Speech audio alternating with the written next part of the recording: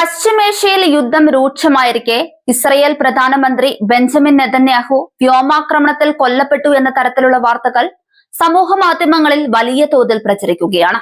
ഇറാനിലെ വാർത്താ ഏജൻസികളായ ഫാർസ്, തസ്നീം എന്നിവ പ്രസിദ്ധീകരിച്ച റിപ്പോർട്ടുകളാണ് ഈ അഭ്യൂഹങ്ങൾക്ക് ആക്കം കൂട്ടിയത്. കഴിഞ്ഞ ഏതാനും ദിവസങ്ങളായി നെതന്യാഹുവിനെ പൊതുവേദികളിലോ പുതിയ വീഡിയോകളിലോ കാണാത്തതാണ് ഇത്തരമൊരു വാർത്തയ്ക്ക് പ്രചാരം നൽകിയത്. നെതന്യാഹുവിന്റെ ഓഫീസ് ലക്ഷ്യമാക്കി ഇറാൻ മിസൈൽ ആക്രമണം നടത്തിയെന്നും ഇതിൽ നെതന്യാഹുവിന് ഗുരുതര പരിക്ക് പറ്റുകയോ അല്ലെങ്കിൽ കൊല്ലപ്പെടുകയോ ചെയ്തിട്ടുണ്ടാകാമെന്നുമുള്ള സംശയങ്ങളാണ് ഇറാൻ മാധ്യമങ്ങൾ ഉന്നയിക്കുന്നത്. ഇസ്രയേൽ അധികൃതർ ഇക്കാര്യത്തിൽ മൗനം പാലിക്കുകയാണെന്നും സംഭവങ്ങൾ രഹസ്യമായി വെച്ചിരിക്കുകയാണെന്നും സമൂഹ മാധ്യമങ്ങളിൽ പ്രചാരണമുണ്ട്. നെതന്യാഹുവിന്റെ സഹോദരൻ ഇദ്ദോ നെതന്യാഹു, ദേശീയ സുരക്ഷാ മന്ത്രി ഇറ്റാമർ ബെർഗ്യൂർ എന്നിവരും കൊല്ലപ്പെട്ടതായുള്ള വിവരങ്ങൾ നേരത്തെ പുറത്തു വന്നിരുന്നു. സോഷ്യൽ മീഡിയയിൽ ഇത് സംബന്ധിച്ച ചർച്ചകളും സജീവമാണ്. നെതന്യാഹു ഇറാന്റെ വ്യോമാക്രമണത്തിൽ കൊല്ലപ്പെട്ടെന്നാണ് വിവരങ്ങൾ പറയുന്നത്. ഇത് സത്യമാണോ? ഭീകരമായ മിസൈൽ ആക്രമണത്തിന്റെ ഒരു വീഡിയോ പങ്കുവെച്ചുകൊണ്ട് സമൂഹ മാധ്യമത്തിലെ ഒരു ഉപയോക്താവ് ചോദിച്ചിരിക്കുന്നത് ഇങ്ങനെയാണ്: എന്നാൽ ഇറാൻ പ്രചരിപ്പിക്കുന്ന ഇത്തരം വാർത്തകൾ വ്യാജ പ്രചാരണം മാത്രമാണെന്നും പ്രധാനമന്ത്രിയുടെ ഓഫീസ് ഇക്കാര്യം തള്ളിക്കളഞ്ഞതായും ടൈംസ് ഓഫ് ഇസ്രയേൽ റിപ്പോർട്ട് ചെയ്യുന്നുണ്ട്. ബേറ്റ് ഷെമേഷിലെ മിസൈൽ ആക്രമണം നടന്ന സ്ഥലവും ഗതാഗത മന്ത്രി മിരി റെഗേവിനൊപ്പം അഷ്ദോദ് തുറമുഖം സന്ദർശിക്കുകയും ജനങ്ങളെ അഭിസംബോധന ചെയ്യുകയും ചെയ്തതോടെ ഈ അഭ്യൂഹങ്ങൾക്ക് വിരാമമായെന്നും ചില ഇസ്രയേലി മാധ്യമങ്ങളുടെ വാർത്തകളിലും കാണുന്നുണ്ട്. എന്നാൽ പ്രചാരണങ്ങൾ ഇസ്രയേൽ നിഷേധിക്കുമ്പോഴും അഭ്യൂഹങ്ങൾക്ക് അവസാനമായിട്ടില്ല. കഴിഞ്ഞ കുറച്ചു ദിവസങ്ങളായി പ്രധാനമന്ത്രിയുടെ ദൃശ്യങ്ങൾ പുറത്തു വരാത്തതും അദ്ദേഹത്തിന്റെ ഔദ്യോഗിക പ്രതികരണങ്ങൾ പലതും രേഖാമൂലം മാത്രം പുറത്തു വരുന്നതും ചൂണ്ടിക്കാട്ടി സമൂഹ മാധ്യമങ്ങളിൽ അവ തുടരുകയാണ്. ഇസ്രയേൽ സന്ദർശനത്തിനെത്തിയ US പ്രതിനിധികളുമായുള്ള നെതന്യാഹുവിന്റെ കൂടിക്കാഴ്ച റദ്ദാക്കിയതും അഭ്യൂഹങ്ങൾക്ക് വീണ്ടും ആക്കം കൂട്ടുന്നുണ്ട്. ഈ കൂടിക്കാഴ്ച റദ്ദാക്കിയത് നെതന്യാഹുവിന്റെ മരണവാർത്ത ശരിവെക്കുന്നതാണോ എന്ന തരത്തിലുള്ള ചർച്ചകളും സമൂഹ മാധ്യമങ്ങളിൽ വ്യാപകമായി ഉയർന്നു കഴിഞ്ഞു. ഫ്രഞ്ച് പ്രസിഡന്റ് ഇമ്മാനുവൽ മാക്രോൺ നെതന്യാഹുവുമായി സംസാരിച്ചപ്പോൾ ആ സംഭാഷണം നടന്ന തീയതി വെളിപ്പെടുത്തിയില്ലെന്ന രീതിയിലടക്കം ഈ അഭ്യൂഹങ്ങൾക്ക് ബലമേകുന്ന തരത്തിലുള്ള വാദങ്ങളും നെറ്റിസൻസ് പുറത്തുവിട്ടിട്ടുണ്ട്. എന്നാൽ ഈ വാദങ്ങളെയെല്ലാം ഇസ്രയേൽ തള്ളിക്കളയുകയും ചെയ്യുന്നുണ്ട്.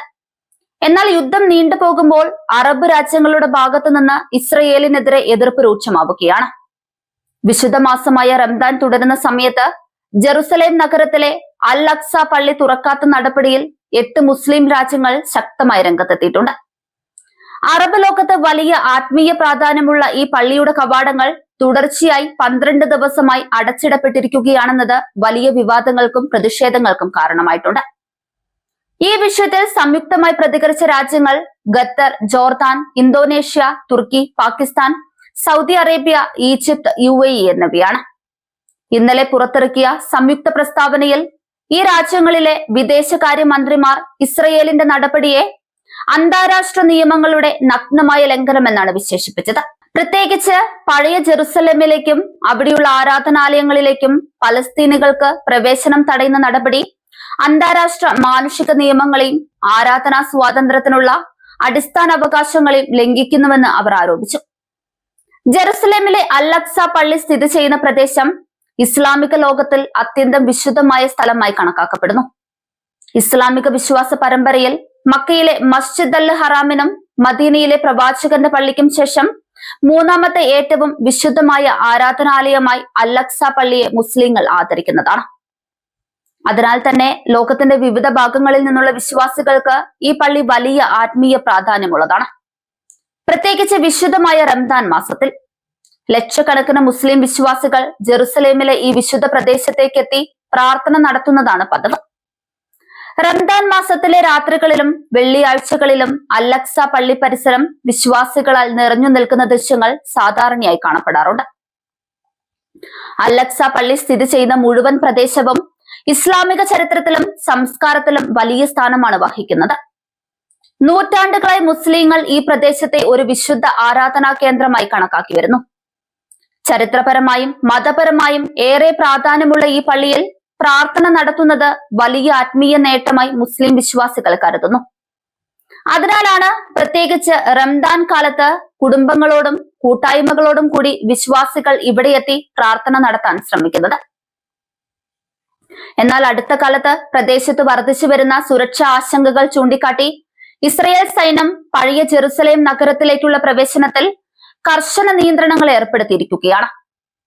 ഈ നിയന്ത്രണങ്ങളുടെ ഭാഗമായി പലപ്പോഴും പരിശോധനകൾ ശക്തമാക്കുകയും ചില സമയങ്ങളിൽ ആരാധകരുടെ പ്രവേശനം പരിമിതപ്പെടുത്തുകയും ചെയ്തിരുന്നു. പള്ളിയിലേക്കുള്ള പ്രവേശനം നിയന്ത്രിക്കുന്ന നടപടികൾ പ്രദേശത്ത് വലിയ വിവാദങ്ങൾക്കും പ്രതിഷേധങ്ങൾക്കും ഇടയാക്കിയിട്ടുണ്ട്. വിശുദ്ധ മാസത്തിൽ ആരാധനാ സ്വാതന്ത്ര്യം തടയപ്പെടുന്നതായി പലരും ആരോപിക്കുന്നു. അതേസമയം സുരക്ഷാ സാഹചര്യങ്ങൾ കണക്കിലെടുത്താണ് ഈ നടപടികൾ സ്വീകരിക്കുന്നതെന്ന് ഇസ്രയേൽ അധികൃതർ വ്യക്തമാക്കുന്നു. എന്നാൽ മതപരമായ സ്വാതന്ത്ര്യത്തെയും ചരിത്രപരമായ അവകാശങ്ങളെയും ബാധിക്കുന്ന വിഷയമായതിനാൽ അൽ-അഖ്സ പള്ളിയെ ചുറ്റിപ്പറ്റിയുള്ള ഈ പ്രശ്നം പശ്ചിമേഷ്യൻ രാഷ്ട്രീയത്തിലും അന്താരാഷ്ട്ര വേദികളിലും വലിയ ചർച്ചയായി മാറിക്കൊണ്ടിരിക്കുകയാണ്. അതേസമയം ഈ നടപടികൾക്ക് പിന്നിൽ സുരക്ഷാ കാരണങ്ങളാണെന്നാണ് ഇസ്രയേൽ വ്യക്തമാക്കുന്നത്. പശ്ചിമേഷ്യയിൽ നിലനിൽക്കുന്ന സംഘർഷാവസ്ഥയും പ്രത്യേകിച്ച് ഇറാൻ ഉൾപ്പെടെയുള്ള പ്രാദേശിക ശക്തികളുമായുള്ള സംഘർഷങ്ങളും ചൂണ്ടിക്കാട്ടിയാണ് സുരക്ഷാ നിയന്ത്രണങ്ങൾ ഏർപ്പെടുത്തിയതെന്ന് ഇസ്രയേൽ സൈന്യം പറയുന്നത്.